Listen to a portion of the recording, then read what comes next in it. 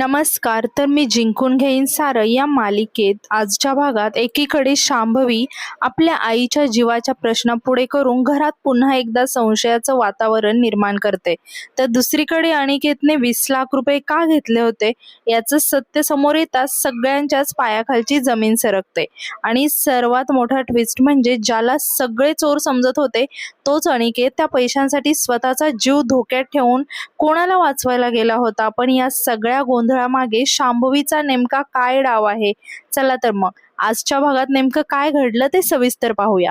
सुरुवात होते ती शांभवीच्या रडण्यापासून. शांभवी बाई आणि वत्सलाताईंसमोर अक्षरशः रडण्याचं नाटक करत असते. दोघींनाही प्रश्न पडतो की शांभवी एवढी का रडतीये. तेव्हा शांभवी मोठ्या भावनिक आवाजात सांगते की मी या घरात सून म्हणून आले तेव्हा हे घर किती भरलेलं होतं. साकेत आणि अनिकेत एकमेकांसाठी जीव द्यायलाही तयार होते. पण आज परिस्थिती अशी झाली की एक भाऊ दुसऱ्या भावाचं तोंड सुद्धा पाहायला तयार नाहीये. हे ऐकून बाई आणि वत्सलाताईंचं मन खूप भरून येतं आणि त्या दोघीही खूप भावुक होतात. पण शांभवीचा खेळ आत्ता सुरू होतो. तर ती सांगते की काल ऑफिसमध्ये मोठा गोंधळ झाला होता आणि त्यानंतर ती बाई आजींना एक असा धक्का देते ज्यामुळे बाई आजींच्या पायाखालची जमीनच सरकते. आता शांभवी सांगते की ऑफिसच्या तिजोरीतून तब्बल 20 लाख रुपये चोरीला गेले होते. हे ऐकताच बाई आजी आणि वत्सलाताई अक्षरशः हादरतात. बाई आजी आता लगेचच विचारते, 20 लाखांची चोरी कुणी केली? आणि त्यावर शांभवी आता थेट अनिकेतचं नाव घेते.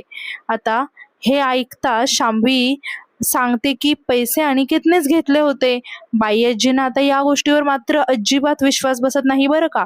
आणि त्या म्हणतात की अनिकेत ऑफिसमध्ये काम करतो, कदाचित कामासाठी पैसे घेतले असतील. पण शांभवी त्यांना आणखीन भडकवते. ती सांगते की काल पोलीस ऑफिसमध्ये आले होते आणि अनिकेतला घेऊन गेले होते. इतकंच नाही तर साकेतने हे सगळं बाई आजींपासून लपवलं होतं. हे ऐकून बाई आजींच्या डोळ्यातून अश्रू यायला लागतात. त्यांना आता एकच प्रश्न पडतो की अनिकेत आणि चोरी. पण शांभवी इथेही थांबत नाही बरं का. ती सांगते की अनिकेतने पैसे परत आणलेत, पण त्याने ते पैसे का घेतले होते, कोणाला दिले होते याचं उत्तर मात्र अजूनही मिळालेलं नाही. आणि मग ती बाई आजींच्या मनात आणखी एक भीती निर्माण करते आणि सांगते की आज ऑफिसमधून पैसे गेलेत, उद्या घरची तिजोरी उघडली गेली तर. म्हणजेच मंडळी आता शांभवीचा एकच उद्देश दिसतो इथे की अनिकेतच्या प्रत्येक कृतीवर संशय निर्माण करायचा. पण दुसरीकडे अनिकेत आणि छवी मात्र या सगळ्या आरोपांमुळे आतून पूर्णपणे तुटलेले असतात. आता अनिकेत उदास होऊन बसलेला असतो. त्याने ऑफिसचे पैसे परत करण्यासाठी स्वतःची कार सुद्धा विकलेली असते आणि त्याला पैशांचं दुःख नसतं. पण दादाने सगळ्यांसमोर आपला अपमान का केला ही गोष्ट मात्र त्याच्या मनाला खोलवर लागलेली असते. तितक्यात आता वत्सलाताई आणि तेजा तिथे येतात. वत्सलाताई छवीसाठी मटारची उसळ घेऊन आलेले असतात. पण वातावरणातील आता तणाव पाहून सगळंच बदलतं. आता तेजा अनिकेतला विचारणार असतो की खरंच त्याने पैसे चोरले का. पण अनिकेत आधीच त्याचा प्रश्न ओळखतो आणि म्हणतो की तुला हेच विचारायचं होतं ना रे, की मी खरंच ऑफिसमधून पैसे चोरलेत का. तेव्हा वत्सलाताई सांगतात की त्यांना चोरीचा प्रश्न नाहीये, त्यांना प्रश्न आहे तो पैशांचा. एवढे पैसे का घेतले, कुणाला दिले आणि कशासाठी घेतले. पण छवीला हे ऐकून खूप वाईट वाटतं आणि ती आईवरतीच रागवते आणि म्हणते की आई, तुझ्याकडून ही अपेक्षा नव्हती ग. इतरांचं ठीक आहे, पण तू तरी आमच्यावर विश्वास ठेवायला हवा होतास.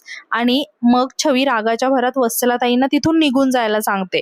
हे शब्द वत्सलाताईंच्या मनाला खूप लागतात आणि त्या अनिकेतला म्हणतात की माणूस जेव्हा रागात बोलतो ना तेव्हा तो मनातलं बोलतो. आणि त्या पुढे म्हणतात की आता त्यांना त्या घराचा उंबरठा ओलांडण्याचाही अधिकार नाहीये. हे बोलून वत्सलाताई आता तिथून निघून जातात. आता तेजा छवीला समजावतो की आई भोळी आहे ग, घरात सगळे तुमच्याबद्दल वाईट बोलतायत म्हणून ती फक्त काळजीपोटी विचारायला आली होती. पण आता खूप उशीर झालेला आहे. आता छवीलाही आपल्या बोलण्याचा पश्चाताप होतो आणि ती खूप रडायला लागते. इकडे साकेत घरी येतो, पण त्याला कल्पनाही नसते की बाई आजीला आधीच सगळं कळलेलं आहे. आता बाई आजी त्याच्या समोर येते आणि थेट प्रश्न करायला लागते की ऑफिसमध्ये चोरी झाली आणि मला सांगायचंही वाटलं नाही का रे तुला. आता साकेत काहीही बोलत नाही. बाई आजी मात्र आता त्याला खडसावतच विचारते की काल अनिकेत कुठे विचारलं तेव्हा खोटं का बोललास माझ्यासोबत. माझ्या मागे काय काय चाललंय हे मला कळायला नको का. साकेत सांगतो की त्याने बाई आजींची काळजी म्हणून हे लपवलं होतं. पण बाई आजींचं मन मात्र आणखीन दुखतं आणि त्या म्हणतात की तू मला सांगितलं नाहीस याचा मला जास्त त्रास होतोय रे. आणि शेवटी बाई आजी आता ठरवतात की आज सगळ्या खोट्यांचा पर्दाफाश करायचा. त्या साकेतचा हात धरतात आणि त्याला थेट अनिकेत समोर घेऊन जातात. आता खरी चौकशी चालू होते. आता बाई आजी अनिकेतला विचारते की काय गरज लागली होती रे तुला एवढ्या पैशांची, आणि पुन्हा ते पैसे आणून का दिलेस, मला खरं खरं उत्तर हवंय. आता अनिकेत काही क्षण शांत राहतो आणि मग तो जे सत्य सांगतो ते ऐकून सगळ्यांनाच धक्का बसतो. आता अनिकेत सांगतो की बाई आजी, मी ते पैसे राजनाथला देण्यासाठी घेतले होते. हे ऐकताच साकेत, बाई आजी आणि शांभवी सगळे शॉक होतात. आता शांभवीच्या चेहऱ्यावर मात्र भीती स्पष्ट दिसायला लागते. आता अनिकेत पुढे सगळं सत्य सांगायला लागतो आणि म्हणतो की राजनाथने 20 लाख रुपये मागितले होते, कारण त्याच्या ताब्यात शकुंतला मावशी होत्या आणि पैसे न दिल्यास त्यांचा जीवाला धोका होता. म्हणूनच अनिकेतने कोणालाही काही न सांगता स्वतःचा जीव धोक्यात घातला. पण तिथे गेल्यावर सगळा डावच उलटा पडला. राजनाथच्या गुंड्यांनी अनिकेतला मारहाण केली. पैसे सुद्धा राजनाथ घेऊन पळून गेला. आणि सगळ्यात धक्कादायक गोष्ट म्हणजे पैसे देऊन सुद्धा शकुंतला मावशी अजूनही राजनाथच्याच ताब्यात आहेत. हे ऐकता शांभवी पुन्हा रडण्याचं नाटक चालू करते आणि ती अनिकेतला दोष द्यायला लागते आणि म्हणते की तू माझ्या आईच्या जीवाशी का खेळलास रे. अनिकेत मात्र आता हे ऐकून खूप संतापतो आणि तो सांगतो की शकुंतला मावशींना वाचवण्यासाठीच तो तिथे गेला होता. पण शांभवीच्या बोलण्यातून पुन्हा एकदा अनिकेतवरच दोष ढकलण्याचा प्रयत्न होतो. साकेत सुद्धा आता अनिकेतवरती चिडतो आणि म्हणतो की एवढं सगळं करण्याआधी एकदा तरी सांगायला हवं होतं, पोलिसांची मदत घेता आली असती. पण अनिकेत मात्र शांतपणे सांगतो की माझा हेतू फक्त शकुंतला काकींना वाचवण्याचाच होता आणि जोपर्यंत त्यांना घरी घेऊन येत नाही ना तोपर्यंत मी नाही शांत बसणार.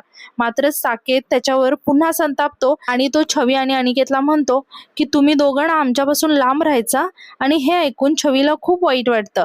पण याच क्षणी बाई आजी आता सगळ्यांना थांबवते आणि ते ठामपणे सांगते की अनिकेत आणि छवीने जे काही केलं ते शकुंतला बाईंसाठीच केलं. प्रत्येक वेळेला त्यांचा निर्णय चुकीचा असेल असं नाही. बाई आजी शांभवीला सुद्धा सुनावतात आणि तिला म्हणतात की शांभवी, तू पण जरा संशय घेणं बंद करा. आणि मग बाई आजी साकेतला आरसा दाखवतात आणि सांगतात की सगळ्या ऑफिस समोर अनिकेतला चोर ठरवलंस, हीच तुझी भावाची पारख होती का रे. हे ऐकून साकेतची आता मान खाली जाते. आता बाई आजी शेवटी सगळ्यांना सांगते की बस झाला, एकमेकांची उणी धुनी काढणं बंद करा. आता शकुंतला ताई कुठे आहेत, त्या कशा आहेत हे शोधणं जास्त महत्वाचं आहे. आणि बाई आजी रागातच तिथून निघून जाते. पण जाण्याआधी त्यांनी एक गोष्ट मात्र स्पष्ट केली की अनिकेतला आता कोणीही चोर म्हणायचं नाही. इकडे अनिकेतच्या खांद्याला गुंडांसोबत झालेल्या मारहाणीमुळे खूप दुखत असतं आणि छवी त्याची काळजी घेत असते. तितक्यात साकेत मागे वळून अनिकेतकडे पाहतो आणि त्याच्या चेहऱ्यावरचा राग आता हळूहळू पश्चातापात बदललेला दिसतो, म्हणजे थोडाफार. आणि अचानक साकेत आता अनिकेतला आवाज देतो, अनिकेत. आता दोघेही एकमेकांकडे बघतात आणि साकेत त्याला म्हणतो की सॉरी, बस. आणि याच भावनिक क्षणी आजचा भाग संपतो.